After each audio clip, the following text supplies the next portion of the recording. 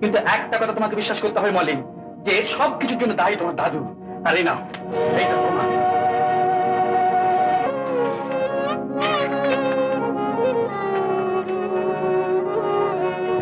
জয়ন্ত, তোমার মতো ইতর অভদ্র জঘন্য চরিত্রের লোককে চিঠি লিখতে ঘৃণা বোধ হয়। মল্লিকাকে প্রলুব্ধ করে তাকে ঠকিয়ে তার টাকা নিয়ে বিলেতে গিয়েছো।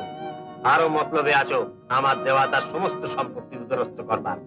কিন্তু আমি বেঁচে থাকতে তোমার এই হীন কুৎসিত মতলব সিদ্ধ হবে না। লক্ষ্যপতির নাতনির সঙ্গে লোফারের বিয়ে হয় না। মল্লিকার বিয়ে হচ্ছে তার পূর্ণ সম্মতিতে এক বিরাট ধনীর একমাত্র ছেলের সঙ্গে, যে কুলে ধনে মানে মল্লিকারই উপযুক্ত। যদি ভদ্র সন্তান হও আর ভব্যতার কিছুমাত্র তোমার মধ্যে অবশিষ্ট থাকে, তবে মলির এই নববিবাহিত জীবনটাকে নষ্ট করবার জন্য আর তাকে কোনো চিঠি তুমি লিখবে না। সে তোমাকে চিনতে পেরেছে।